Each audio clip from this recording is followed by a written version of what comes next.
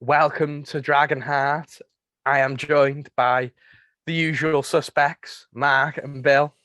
We've got quite a lot to talk about this week. But first, how are you both? Usual suspects. Nothing was proven. I need to say that straight away. Well, what can I say? We are the Mount Rushmore of Wrexham podcasting. Let's just leave it at that. I couldn't agree more. What about you, Bill? How are you? At the time of recording, this is just before the Wales game, so I'm currently really nervous. But what was the last thing we said before we started recording? Don't mention the Don't Wales talk game. about the Wales game. Make people think it's at live. the time, I said at the time of recording, Mark. Fool people into thinking it's live. First thing you says at the time of recording. Shocking, isn't it? Well, that's spoiler alert. We won't be talking about the Wales game today, but we will be talking about the Bromley match. We'll be talking about the Halifax match. We'll be talking about our new signing. We'll be looking ahead at the Dover match and another Mythbusters section with Mark. So let's get on with it. This is Dragonheart. Are we talking about Gareth Bale's hat-trick on Wednesday, Thursday night? Let's hope so. Then. What is even wrong with you, Long?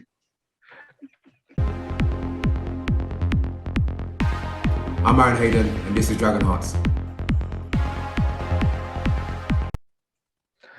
Well, Bromley, the first game we got to talk about, fortunately or unfortunately, no matter which way you look at it, it was a tough game on the road with lots of different factors, I think, on the pitch and, the environment the pitch was, I'd like to talk about. Yeah, a strange game, wasn't it, Mark?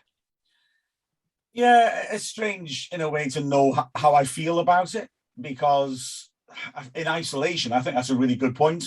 I actually felt that we draw that match anyway. Beforehand, I reckon we could afford to draw that game, should I say. I'm doing my sort of predictions about what might or might not happen with Stockport. So it was a difficult game. We didn't deal with the pitch well, which I think we should talk about later on. Perhaps Bromley, very difficult side to play against. They got their tactics right. So in that sense, really, really, really good points, I think, even though I wouldn't say the performance was great, but it's difficult to perform against a team that are setting themselves out to stop you from performing. The negative side, of course, is that we are in a situation where we need to keep winning. And like I said, I think we can afford to drop those points. We can't afford to drop many more, I don't think. For me, the good news, I don't think we will drop many more, to be frank. But I don't know, Bill. It wasn't pretty on the eye, was it?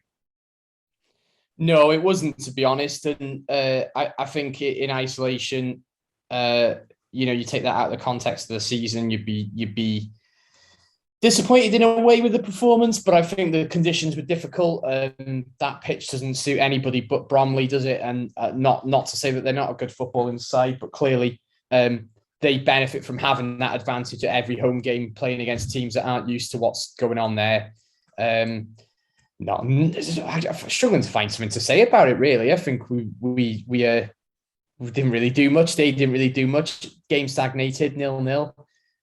You're not going to be looking back at that, let's say, if we don't go up and thinking, oh, that was a real opportunity for points, because that was a fair result, really, wasn't it? Yeah, I agree. And I think Bromley aren't given enough credit, really. I think they're actually a pretty decent side. I think, they got some notable players. They got Michael Cheek, who's, arguably one of the best strikers in the league. They've got that Ali Al-Hamadi, is it? The other striker who's on loan from Wycombe, who I thought had a really good game, was probably given Hayden one of his hardest games this season, I'd argue. And they got some other good defenders like Chris Bush and Luke Colson, who were, a good players. I think they should be a side that should be pushing for the playoffs towards the end of the season, to be fair. So I don't think the point away from home, with all the factors of the game, it's actually, I think, a pretty decent point, I'd say, Mark. Yeah, I mean, they're 10th, but they have games in hand and the teams above them. And I know they didn't come into our game in the best of form, but they had come off a very tough run of games. They've got a very nice looking run of games coming now. I fully expect them to be in the playoffs at the end of the season, and I think they will be in a couple of weeks' time. They are decent, a decent size, but the key thing is their long ball style, and I can't help but look back to the Boreham Wood game and just think, well, that was a game where, again, like I said last week, the battle of styles, who can impose their style of play on the other.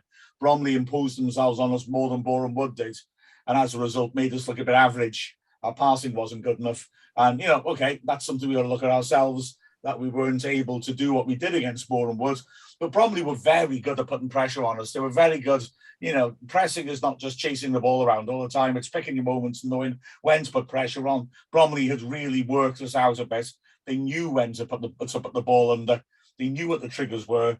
And as a result, we found ourselves thrashing the ball up the pitch a lot more than you normally would see. It looked bad, but it was being caused by Bromley being able to organise themselves so well against us. And the fact of the matter is, we did actually, for the middle of the first half, I thought, play well and impose ourselves on them. And in that period, we maybe should have scored.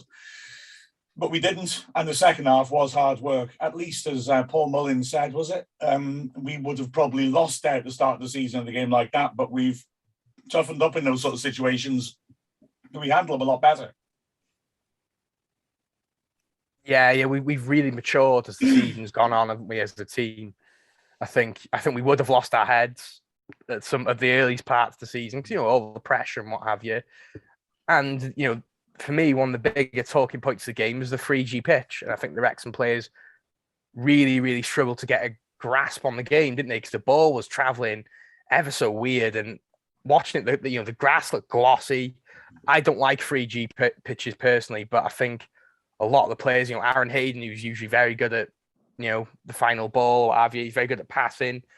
He just couldn't quite get the right passes, and a lot of the players couldn't get the right pass. That it was bouncing strange. What's your opinion on 3G pitches, Bill? I think I'm a bit conflicted. They allow teams like Bromley to fulfill their fixtures week in, week out. They allow teams that are at a lower level an ability to make money through, the soccer schools and 5-a-side, 7-a-side, whatever. They're able to rent their pitches out, and they're a good thing to a degree, but it also adds a layer of unevenness about the division, knowing that you've got to go to 2 or 3 sides to play on 3G pitches where they play every week, and you do kind of get these freak results. I think it's unavoidable, really, in the National League. The money's not there for some teams to not have a 3G pitch, but in an ideal world, no one at our level would have one, would they, really? What do you think, Mark? It's a tough one, isn't it? I'm really conflicted about them as well, because I think that artificial pitches should be great. The theory to me is that they should be the perfect playing surface. Surely that's what you're aspiring to. And I've always felt a little skeptical when players are saying we don't like playing on these sort of pitches. I feel sometimes like it's an excuse made before the game to excuse poor performances. Having said that, it did look bad on Saturday. So, I'm not saying that's about our current squad. I mean, I would argue that usually, you bring players in from academies, they're being brought up on 4G pitches. We got the 4G pitch at Collier's. So I'd have thought it shouldn't be a problem. The old plastic pitches, as you used to call them, they were awful. But I don't know whether Bromley have prepared it in a certain way, because there is still preparation to be done on a 4G pitch. It didn't play nicely, did it? Whether it's just that they're not made for long ball football. So they're just pounding high long balls and it's bouncing maybe more erratically or higher than you'd expect them to. I don't know, but it didn't play well, that pitch at all, I didn't think. And it was a bit of an alien thing for our players to get used to. And of course, it fed in to one of the old myths about us not liking artificial pitches, which I'm afraid is true.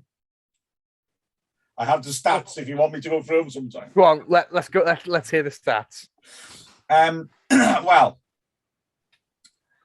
our 14th game on an artificial pitch was at Harrogate in 2020. That was the first one we won. That's your headline stat, I would argue. So we won at the 20th attempt. I mean, okay, I haven't crunched the numbers to see, how many games do you win away from home over the course of our history. But I mean, we played a couple of games on the old bad plasticky pitches at QPR and Preston, and they were bad. They were just like a slab of it was a concrete with a slight bit of give in it. They were awful. And we lost QPR. Also, we drew at QPR and we lost at Preston 1-0. And then since then, it's really been in the National League that we played our games on artificial pitches, mostly because National Football League won't allow them. But I remember going to Maidstone. So that's 6 years ago. And we drew 2-2. I mean, there must have been something wrong with that pitch because Callum Powell scored twice. But as well as that, I remember Curtis Tilt was terrible. And he gave them the equaliser with about 13 minutes left and allowed them to draw the game. Just a back pass, he massively underhit. And he was playing the pitch like it had cobras in it. He looked terrified every time the ball came near him.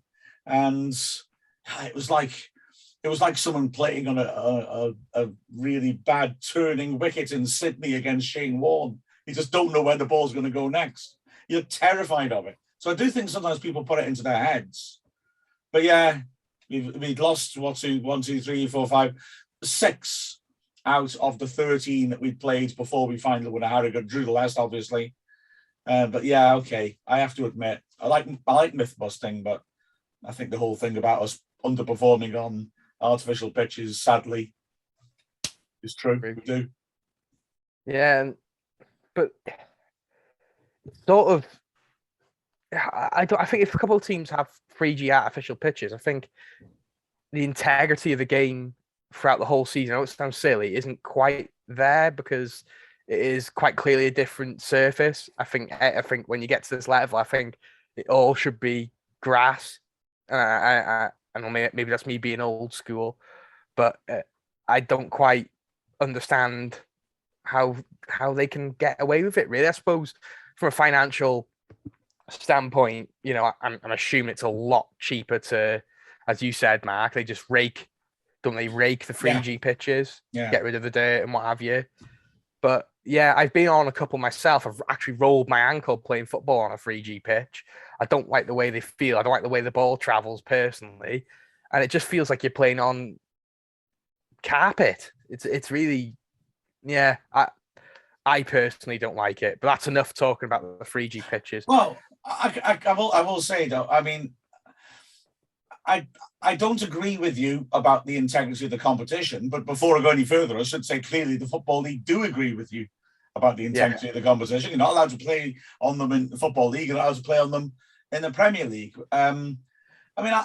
My counter argument though really would be, when you get the obvious example for me was Braintree.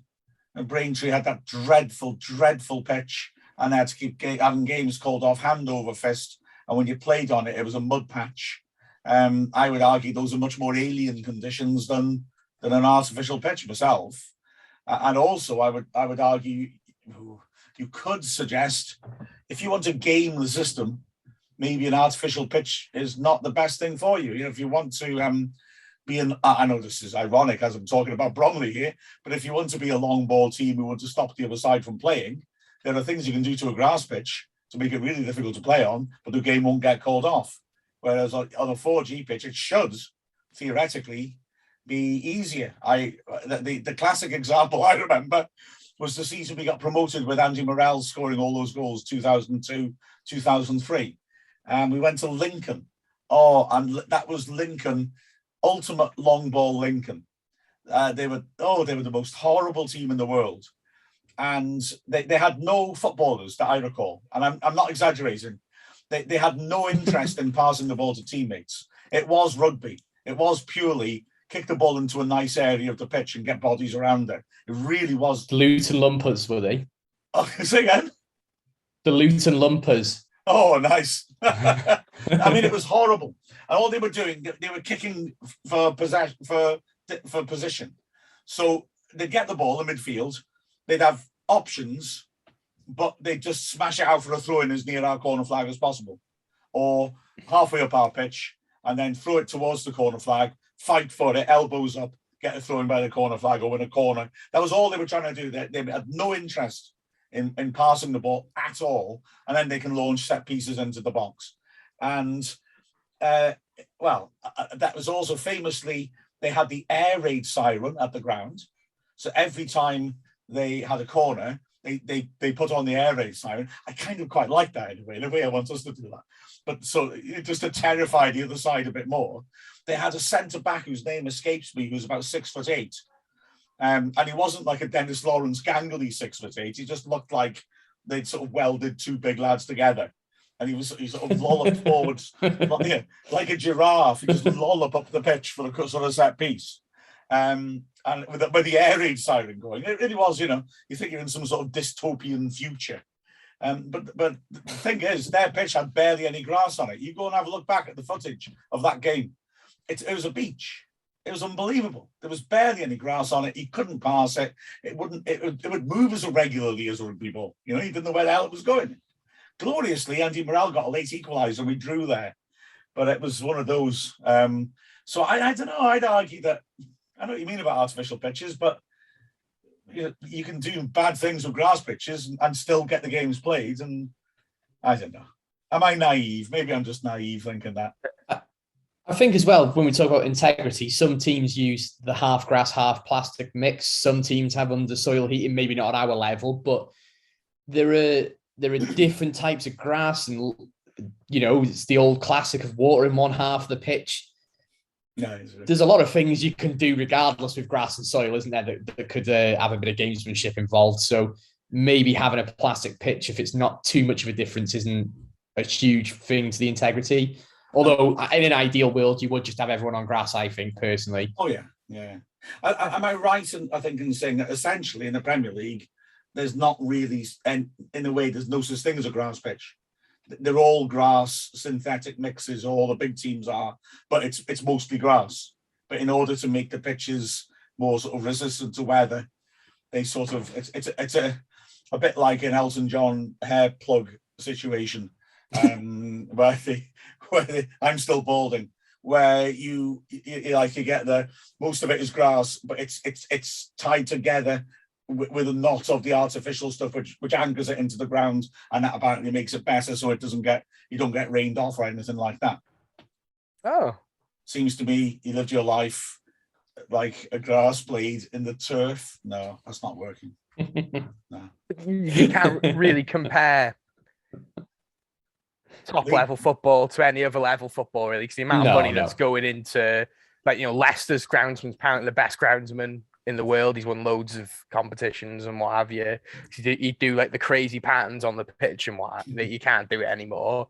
But you can't compare the top level football. Like Spurs can literally put their stadium underneath the floor, can't they? And maintain it with it's just a completely different level, isn't it, compared to Bromley? So I can understand why Bromley do it for cost saving, I imagine. But yeah, I think at National League level it should all be grass, and that's enough to talk about grass now. Hang on a second. All this about Tottenham putting their pitch below the surface. Well, aren't we going to build our Paul Ratoot Stadium stand at the end and have a ground that turns into an arena? No, we're not. Remember that, the Stadi Arena? How we were supposed to, Paul Ratoot saying we were supposed to have a new stand that was where the roof would drop down and we would turn it into an arena. Wonder what happened with that. I do remember that. Yeah. God, we're so far away from those times now, aren't we? Thank goodness.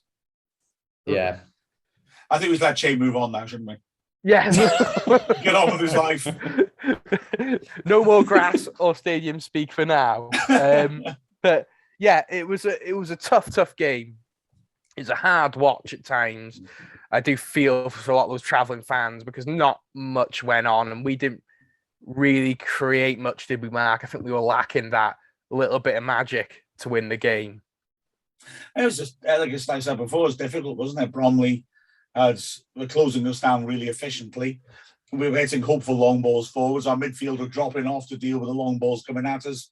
And as a result, the strikers were a bit isolated, weren't they, really? There were times when Palmer went on quite good driving runs and he'd gone beyond everybody. There was no support.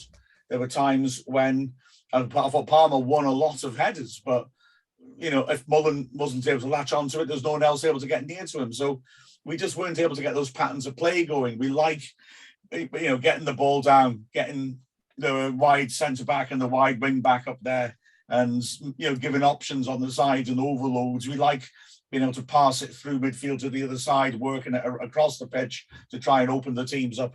We weren't really able to do that because Bromley, I thought, to be fair to them, I know I got a tone of disparagement about them, the way I'm talking about their long ball tactics. I don't mean to really. They did really well. And they were maybe one of the best teams against us without the ball this season. I thought they did really well. They closed us down well.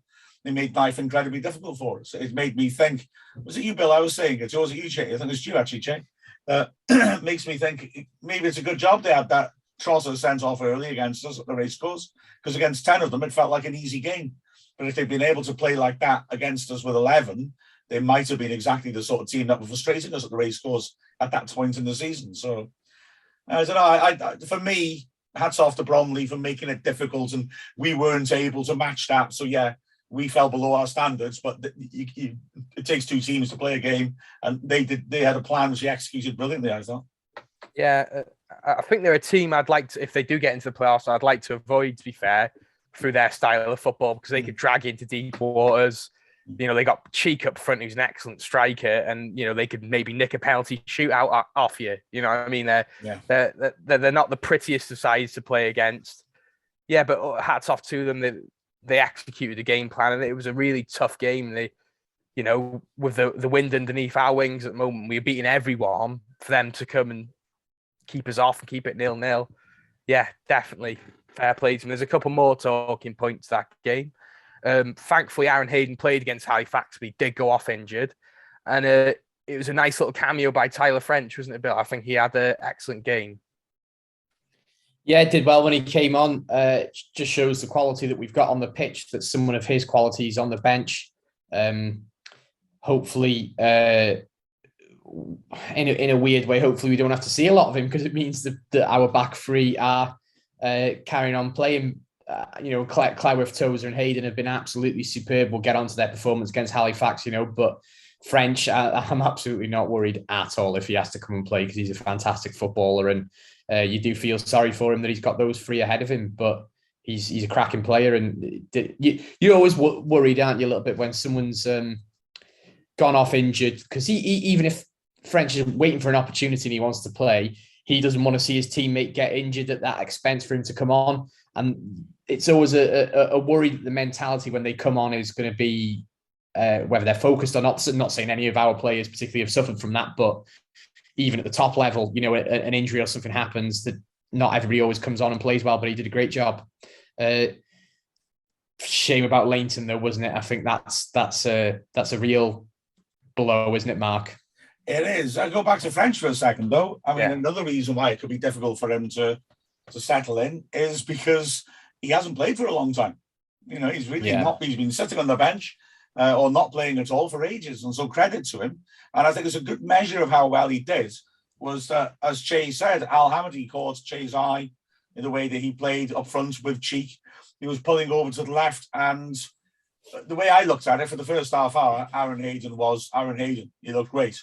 But he'd been ill, and after about half an hour, it looked like it just suddenly kicked in, and he just suddenly fell off the cliff a bit. And for the last 15 minutes and a half, Al Hamady was really causing Hayden trouble like you don't normally see, because obviously Hayden was off colour.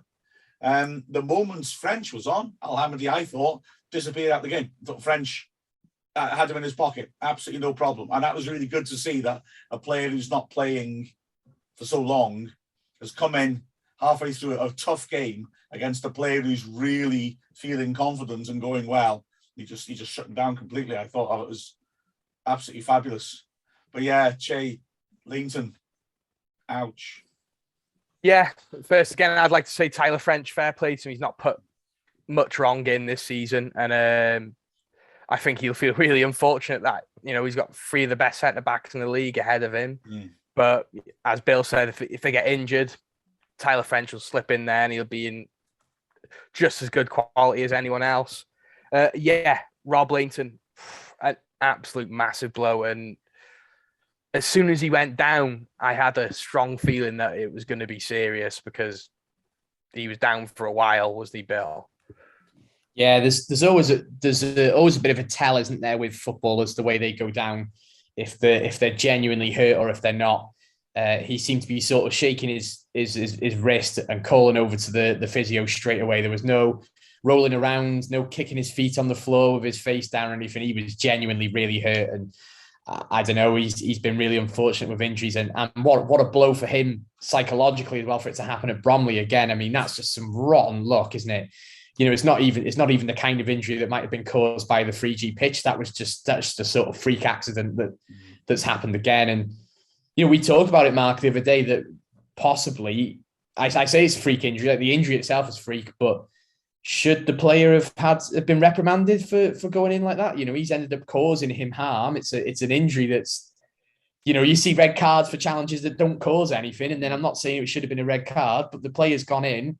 He's injured. He's ended Leighton's season. What's the point in having a yellow and red card system if a player who's actually injured and then has to go off substituted, it is the player who's gone in isn't punished for it? It doesn't make any sense to me whatsoever. You see Tyrone Mings at the weekend playing for Villa against Arsenal, an absolutely inch perfect tackle that like that clip was doing the rounds on YouTube. He gets the ball, yes, as a trailing foot, he gets a yellow card for it. Someone breaks someone else's wrist, nothing. It's bonkers. I just don't get it at all.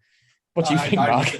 I was saying the same thing in the commentary. I was saying in the commentary, I thought maybe that's a red, if I'm honest with you, in that, I mean, for me, and I don't totally welcome this, but I think the rules have fundamentally changed in that I don't think we really are looking at how a player goes in anymore. We're looking more at the consequence. So, all right, to take Mings, for example, and I agree, I was perfectly clean tackle, lovely piece of play by Mings, I thought.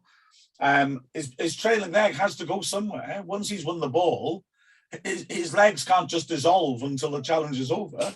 They have to be somewhere. He's not intentionally followed through with them, but the rules now seem to be more interpreted as, if you have made contact with the person, this is a foul, as long as it's fairly firm contact. You look at the wording of the rules now. Yellow card is reckless and red card is endangering. Well, is it reckless to go in on the keeper? It's kind of a 50-50. I totally understand why Al-Hamadi went in. I'm not trying to say for a second that he was trying to hurt Leighton at all. But the way the game's refereed, the way the rules are laid out now, certainly reckless if you're going to go in and hurt somebody, by definition. If you put him out for the season, then, if you endanger another player, you're sent off. Well, we can tick that box, can't we? So, yeah, I'm not saying I necessarily agree with the way the rules have changed. And I think players sometimes get punished for being completely innocent, like Mings was. But by the letter of the law, I think Al-Hamadi's quite lucky to stay on the pitch. However, if it was Ollie Palmer doing it to their keeper, how would you feel if he would have got sent off? You probably would have done a bit. Of course I was. Cheesed off. I'm biased. It's a conundrum. Yeah. It is a conundrum. I'm not saying the referees have got it easy, because they clearly haven't. No. We're quick. We have been quick to bash referees sometimes on this pod, and we're fairly easygoing compared to a lot of people. They've got a tough job, and the laws are interpreted differently at the top level than they are here. But it does just seem a bit of a strange world when a Premier League game, when someone wins a clean tackle, gets a yellow, and that kind of season-ending injury isn't punished whatsoever. It doesn't really, it's almost like the idea of endangering someone is actually worse and genuinely endangering them and causing them injury. Yeah, that's very true. I've got the rule here, Law 12. A tackle or challenge that endangers the safety of an opponent or uses excessive force or brutality must be sanctioned as serious foul play. And that means that's code for it's a red card. Well, Like I said, I genuinely wouldn't say that he's gone in with intent, but they've removed the idea of intent from the rules now. So did he endanger the safety of an opponent? Yeah, because Blainton broke a bone. Did he use excessive force? There are not many people that you can tickle and their wrist breaks. I would not say brutality. I think that's going too far. But there's 3 possible definitions there, and by the definition, and that's what the referees have to go by, though that's a red card. The thing is, no one even seemed to think about it. No one even seemed to consider it. It is a strange one, because there was another incident early on in the game, that the Wrexham penalty shout as well of Reece Johnson. Yeah. I think in the Premier League, I think that would have been given as penalty. In my personal opinion, I think, National League refereeing and officiating, you can't be compared to Premier League because it is a different ball game. And I think, if that challenge that happened on Leighton was David De Gea at Man United, it definitely would have been a red card. But yeah, it is a very, very strange one. Officiating, especially at this level. Yeah, It'd be a stink if De Gea got challenged like that and put out for the season. I mean, to be frank, with that penalty, when I looked at it and when I looked at the replay, I thought that's not a penalty. He's Bush knows exactly what he's doing. He's coming across his man to take him out without playing the ball, but he's doing it in a way where a ref's not going to give a penalty. So that was how I saw it at first. When I then saw Bromley get a free kick on the halfway line for a similar challenge, which had a lot less contact and a lot less moving towards the ball, I thought, well, come on, ref, you can't have your cake and eat it, because that, you won't give him the box, I'll give him on the halfway line. And then, I don't know, that the more I look at it, actually, to be honest, the more I start seeing it more your way, Chay. Maybe, you can't really do that in the box. There was intent, and when things are being scrutinised on VAR and slowed down, and they're looking at still photographs rather than the actual video, you get to a different sort of way of interpreting the game, and maybe that is a fair shot for a penalty. Yeah, I thought it was a penalty at the time. I rewatched it. I still think it's a penalty, because if that was given outside the box, it would have been a free kick. So in my eyes, that's a penalty. It's the same thing, isn't it? But referees obviously don't see it the same way. But yeah, that was the Bromley game. It was a tough, hard away game against a good side who I think will be in around the playoffs towards the end of the season. So next, we're going to be talking about that Halifax game. From the heart of your community, this is Calon FM. Well, Halifax, Tuesday night, going into it, I was a bit anxious as we had a really tough game against Bromley, and I was wondering where the players' heads are at. But wow, they really did bounce back, didn't they, Bill? Yeah, great performance. I think it was very similar to the Boreham Wood game in that we big teamed them, as I that's my coining my new phrase. There's not many teams. I think Stockport, Chesterfield, they're used to big crowds, but to come here and have 8,000 fans singing, 8,000, what was it? How many away fans was it? About 8,000, about 300 was it? So it was about 8,400-ish Wrexham, 200, right? So it was 8,500-ish Wrexham fans singing the place down. I think at times it was weird that the atmosphere went through peaks and troughs. Like it was there was times where it was really quite quiet, but when it went, when the atmosphere started, it erupted, and it was one of the loudest I've heard the race courses in isolation in pockets. And fair play to the players, they're used to it. It makes me less worried about if we have to go to Wembley, because that atmosphere is clearly not going to phase. The occasion might, but the atmosphere is not going to phase them, which is always a worry whenever you go into those situations. And I'm speaking to an ex-colleague of mine, Andy, and he was saying about how he hasn't really come to the Wrexham games much, but he goes to a lot of football around the country. And he was just saying that there's almost a little bit of an imposter syndrome when teams get into the playoffs, or they get a bit higher up, and they're used to being in the National League North or South, but they've had a bit of a run and then managing to get into this division. But actually they come to those kind of occasions and they're like, oh, are we supposed to be here? Is this a situation that we're used to? They can't quite get their heads around it. And I think we really, even though Halifax have got a big ground, they're a good old solid club, they came and looked phased a lot like Boreham Wood did. I don't know how it translates. I seem to ask you this every week, but how did that translate from the commentary box, Mark? I mean, like the atmosphere.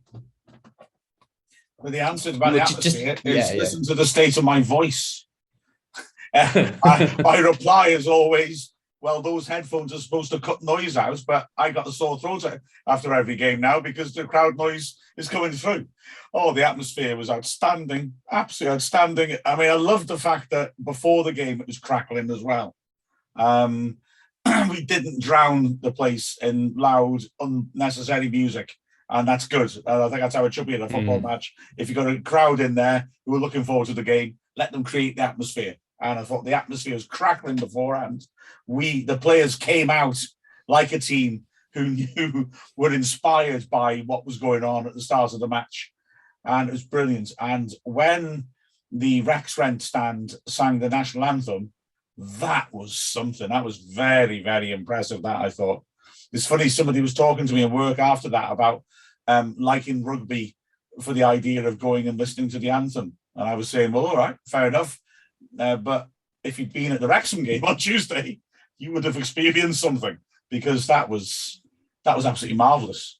And also, you're right, I felt Halifax really cracked and crumbled. And if I'm honest with you, that was sort of my role in commentating on Tuesday. To a great extent, I felt was trying to mediate. Because Mark Fenner was commentating, and he was quite rightly saying Halifax look awful. And Neil Williams, also commentating, was rightly jumping in every time to say, yeah, because we're making them look awful. And I was very conscious. I wanted to emphasise the fact that, in a nutshell, they got that game perfectly there. Halifax, if you looked at that in isolation, you think Halifax are a relegation team. And I don't mean because they let goals in and conceded chances. Their passing was embarrassing. I mean, they were a team that looked to pass out from the back. They're a team that feel they're able to control possession. Their passing was horrific, because we did what Bromley did.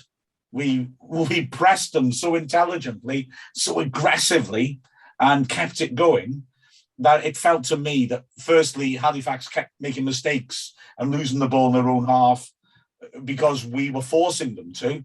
But it also got to the point where, even when they didn't have pressure on them, they were just panicking, because if they felt something's going to come in a second, James Jones must be near me, and they were just panicking when there was no pressure on them and giving the ball away. Some of their passing was, you'd be embarrassed if you were 5 more leagues lower down. But these are good players. I'm not trying to mock Halifax. It just showed how superb we were, because as Neil kept repeating in the commentary, they look awful because we are so good. We just wouldn't let them play. It was absolutely fantastic, I thought. I think the 12th man thing was has been a real thing in our last 2 Tuesday games. I think it really is making that big, as Bill says, that big team difference, where it does feel like a huge, big occasion going to watch Wrexham. And I think their manager quoted was saying that Wrexham are a League One side, with League One players, with a League One fan base. It certainly felt like that, being from the stands as I was doing the data. But I think they struggled to get into the game, because 6 minutes in, they conceded a penalty, didn't they, Mark? And that really set off the tone for the whole night, didn't it?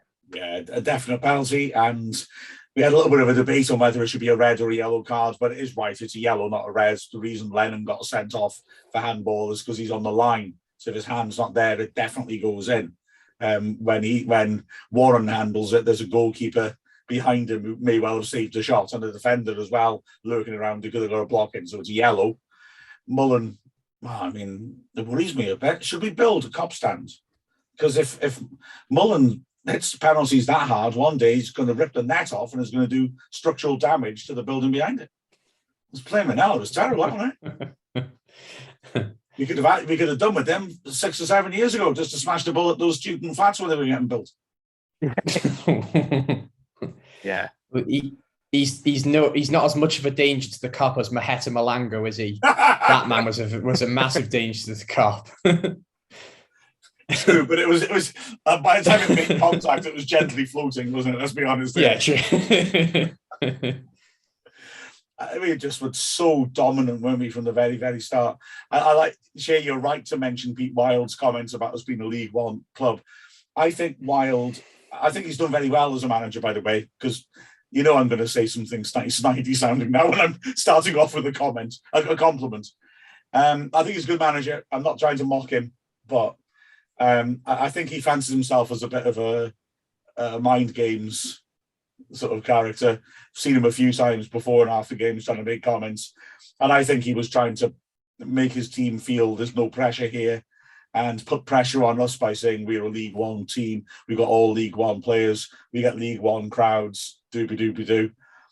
The trouble is, he was proven right, and this is why I was saying to you, actually, Bill, yesterday, wasn't I? This is why I feel confident about Wrexham this season, because there's a genuine logic about how we've improved, how we've hampered by the transfer windows. We've had to accumulate a team bit by bit. But in January, he got the final pieces. They all made sense. And now you can see what Parkinson was trying to do all season. It wasn't a question of a team not being able to gel. It was a question of a team not being completed yet.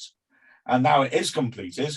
And the reason I feel optimistic is that, we're going to have to do a sort of Liverpool-Man City style rhythm of wins to challenge Stockport for the title, but I think we will, because actually I think Pete Wild might have been saying it to try and lessen pressure on his team and put it onto us, but I think that we are a League One team.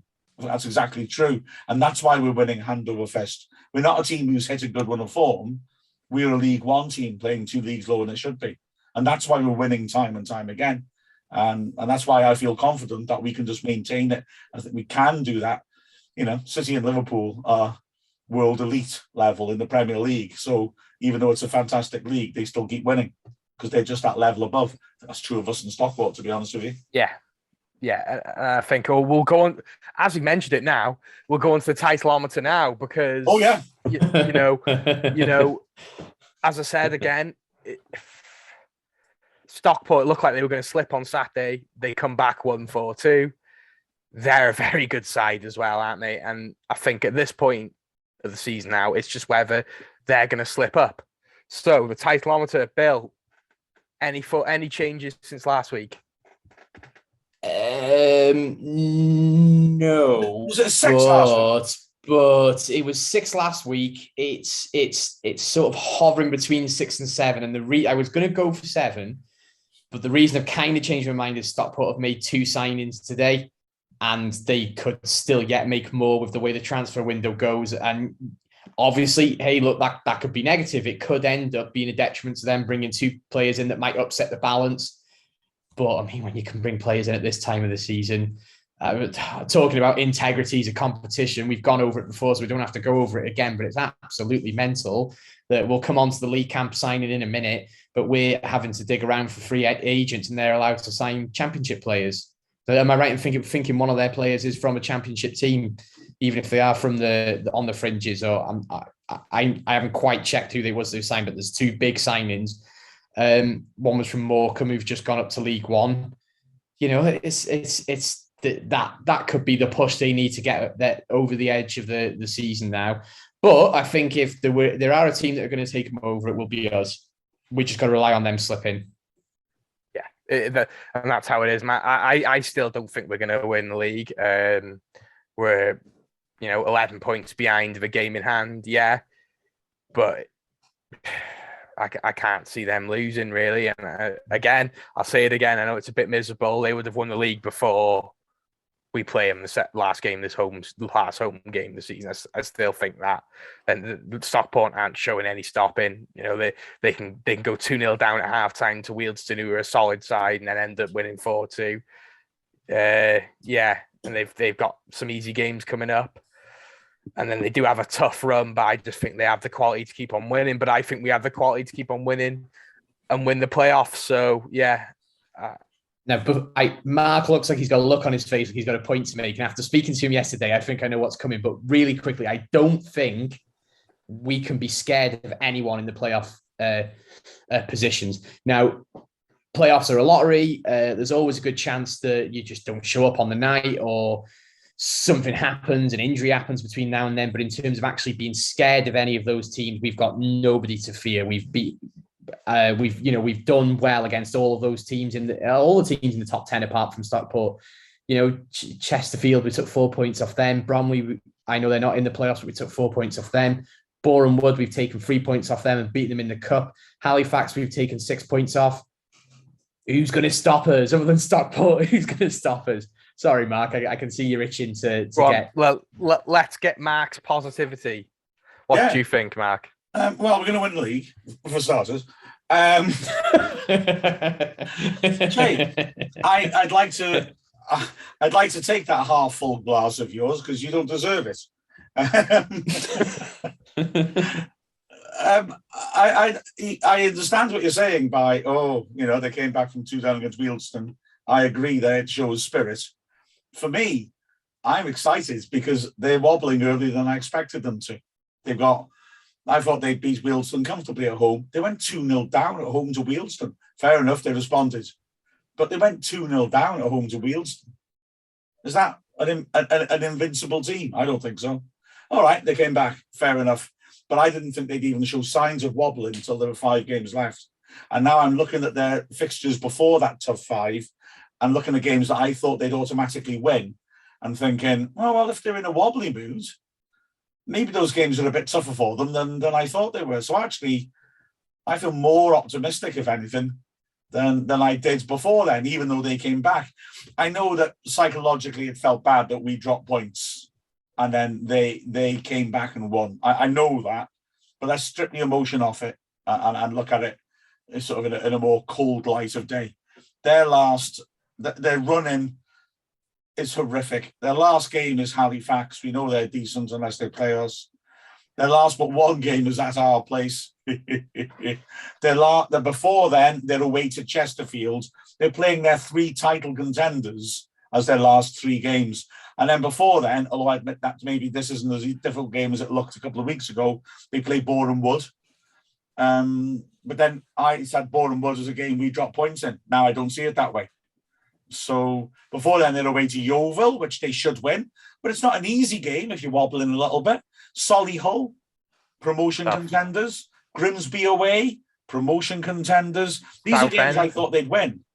But now I'm not so sure. Southend, a tough game too. Southend have been in reasonable form as second side this season. Yeah. I agree, but look at their form. Their form's excellent at the moment, Mark. They're winning all the time. Yeah. So does that mean they're like us? They're too good, which is quite possible. I accept. Yeah. Or does that mean they've had a freakish run of form and it's going to stop soon? I think it means they're too good, personally. I think it means they're too good. It's gone under the radar how much they've spent because we've got the Hollywood glitz and glamour. And I say this sort of ready to be picked apart by some kind of Stockport County Twitter account or podcast and have this all ripped and replayed for us at some point. But I think, it is hugely underestimated how much money that they've spent. Yeah. Really, really underestimated. And they don't get anywhere near the stick that we do for buying the league. Now, if there's a team that deserve to go up in terms of stature other than us, I think they're the next best thing. So I'd have absolutely no qualms about them going up. They're a good club. I love going to Stockport. It's a great away trip. Fans are always really friendly, even when we have been sort of rivals with them for promotion this year. But let's not beat around the bush. They've spent just as much, if not more, than us, haven't they? So they deserve. If they do go up, they deserve it because this run has been incredible. Yeah, and we can get over carried away with ourselves. Who have we got after Dover? I'm not overlooking Dover, but Stockport. Yeah, FA Trophy. Let's forget about that. Yeah, Barnet Eastleigh. Yeah, we should be beating them, Eastleigh. And we do have Solihull ourselves to play. I don't know. I don't know. I'm not so confident we're going to win the league. I honestly think that we're not going to win the league, but we'll go up as playoff. We'll go up in the playoffs. Anyway, that's the titleometer for this week. Anyway, we haven't talked about the Ollie Palmer goal yet, which was a very satisfying goal in my opinion. 28th minutes in, for me, probably killed off the game. They looked really slumped after that. A lovely ball from James Jones. Reece Johnson cuts in, finds a lovely through ball to Mullin, forces a decent save out the Halifax keeper. I felt a bit sorry for the keeper as it was a decent save, but he parried it straight into Ollie Palmer's feet. Yeah, you want a goal from Mullin and Palmer, your two star strikers. It really is exciting stuff from them two, isn't it, Mark? Oh, absolutely. I mean, those two are terrific, aren't they? Since they've been playing in tandem, and especially, I mean, since Mullin came back from his suspension, don't count the Notts County game because they both came on as a sub. But since he came back from his suspension, we've had 5 games. Mullin has scored 5 goals. Palmer has scored 3. That's pretty tasty. I mean, and honestly, they're doing brilliantly. Palmer bullies defenders. He's terrifically strong. He brings people into play.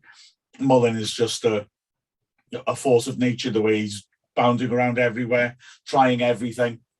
It's just so exciting to have, after years of having very few strikers who look like they're going to make something happen, suddenly to have these two together is fantastic. And as well, as you rightly said, credit to James Jones for the tidy pass that lets Hall Johnson have options. Credit to Hall Johnson and for his movement and pass, perfect pass to Mullin. But also credit to Parkinson's setup, because that's how we're playing. Hayden, the 5 centre-backs coming forwards, allows the full-backs, wing-backs, beg your pardon, to choose what channels they want to go down. So Hall Johnson can go down inside, while Hayden runs outside and stretches at the fence and makes a bit of space. And we've known this since he's come to Wrexham. Hall Johnson's perfectly comfortable coming forward on his left foot as well. But yeah, so that was a lovely goal. I thought actually really nice setup, wasn't it? Yeah, it was lovely. It was a really satisfying goal to watch. And then we dominated then, really. Second half, we had so many chances. There's one little thing I'd like to talk about is there was a slight change in throw-in style by Ben Tozer at one point. He did sort of like a low-driven throw-in. I don't know if you can remember that at one point. That was the one that Mullin tried to flick on, wasn't it? Yeah. His feet slow.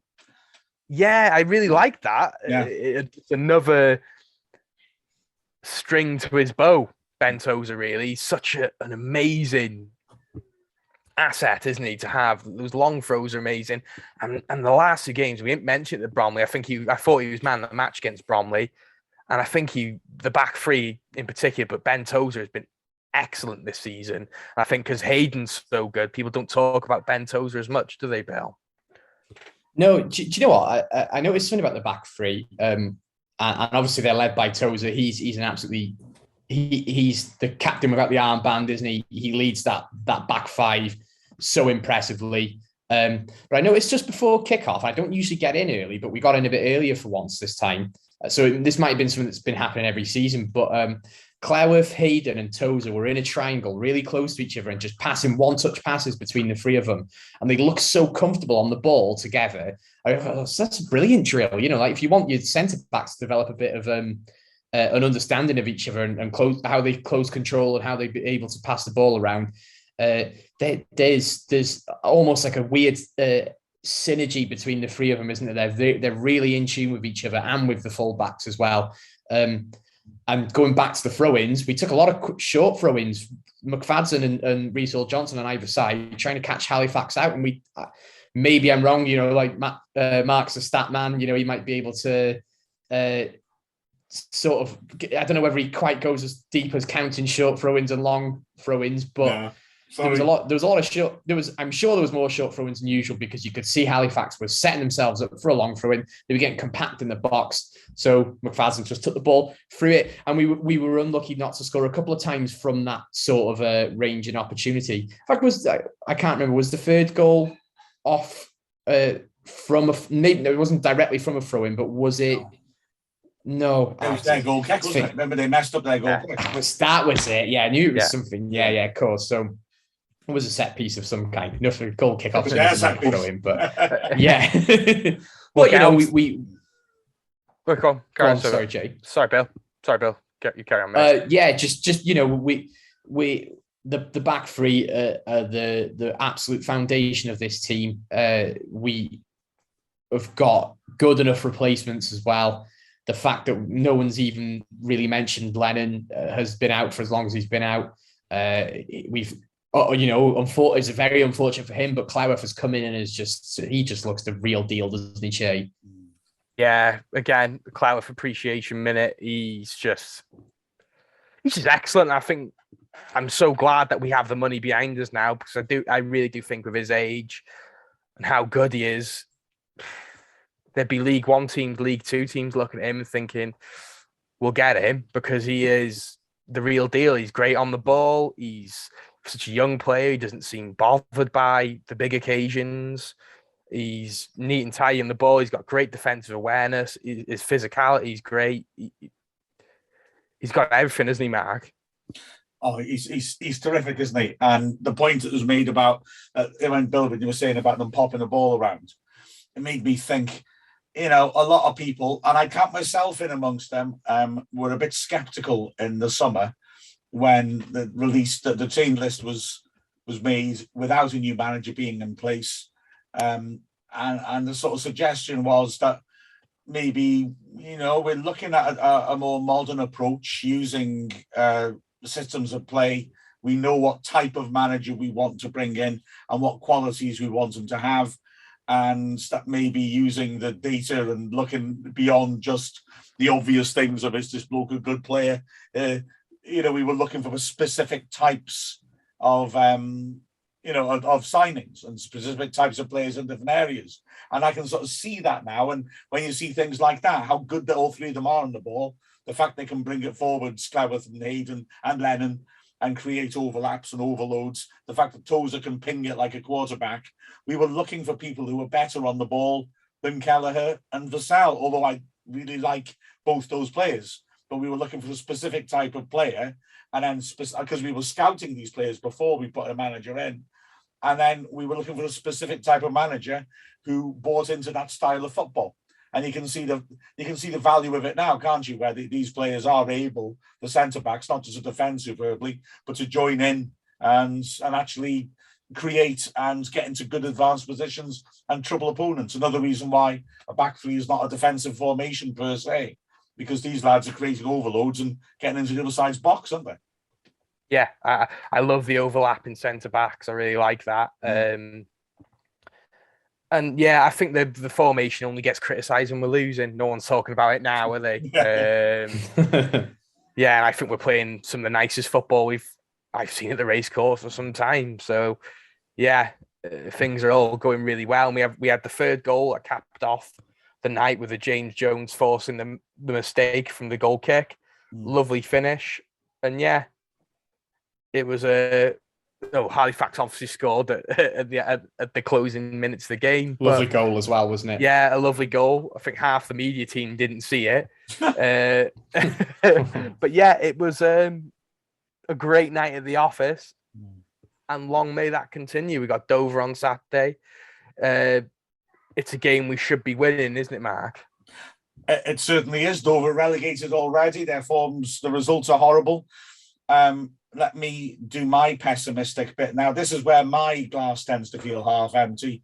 I'm quite scared of these sort of games, simply because I just wouldn't be able to cope.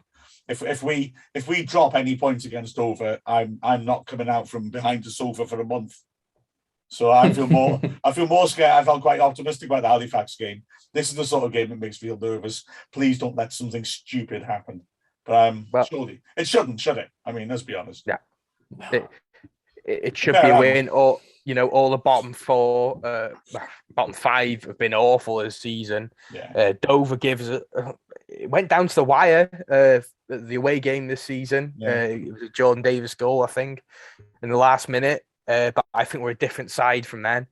Yeah, I think the Dover game should be a win, really, and anything less than that, then I think we are out of the title race.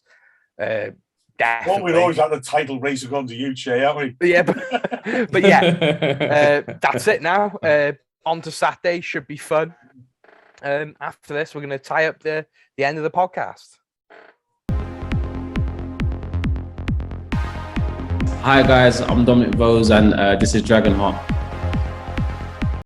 Well, maybe a little bit of a surprise signing, but we signed Lee Camp today, a very experienced veteran of a goalkeeper who's played in a plethora of big teams like Birmingham, Sunderland, Nottingham Forest. Yeah, I think with Leighton being out, I think it's a very clever signing to get someone in as backup, I'd imagine, to cover in if anything did happen. What do you think, Mark? Yeah, the new Camp. It was only a matter of time, wasn't it? And I mean, he's very experienced. Hell's bells, Northern Ireland International. Was it 2 seasons ago? He was a regular in the Championship. It's a smart move. I mean, we've done ever so well. As you say, it's the integrity of the competition is not good because we are hamstrung like this and can't buy players. So to scout and find a player who's available like this is brilliant. He was at Clitheroe for a couple of games as an emergency stand-in at a lower level, and that doesn't matter. That doesn't affect it, the deal. So we've done ever so well to find a keeper of his quality who's out of contract and eligible to sign for us. Surely he's being brought in as backup to Dibble, but obviously he's got a chance to impress now, a chance to show what he can do. It reminds me the good old days, 92-93 season, we went up, and because of injuries to goalkeepers, we brought in veteran, top division Stoke goalkeeper, Peter Fox, who was a good goalie, but was getting on a bit. Never got on the pitch for us, but it was good to have him available just in case. Camp, who knows? But he's got a chance to impress, but I assume Dibble's the man and Camp is his support for the moment. If Dibble gets injured, maybe he can pitch his tent in goal and stake a claim. Oh my word! Well, I'm definitely gonna cut Bill off there. Yeah, I hear the Camp is very intense. But yeah, so it's. I think it's a very clever signing.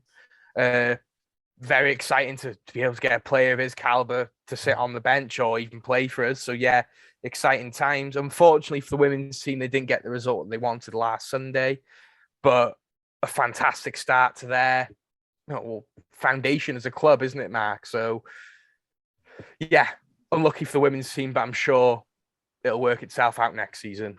Well done to the under 19s women's side though, who won the title. Yeah. And the youth team, the men's youth team, keep going from strength to strength. So, on every level, we seem to be thriving, don't we? It's fantastic. Yeah, so on and off the field, everything's bouncing at Wrexham AFC. So if you enjoy the game on Saturday, if you go in, if you're not going, you can watch us on Match Centre on the website. You can listen to us, on Match Centre on the website. Keep in tune with all the Wrexham AFC Twitter. We've got the AAA on YouTube. We've got everything. We've got the Dragonheart. Dragonheart. Oh my God. Dragonheart, remember? Well, yeah. What a terrible ending to the show. We got just like Dragonheart season. The TikTok. We've got the Dragonheart, Instagram, Twitter, whatever. Yeah. This has been Dragonheart. Yay!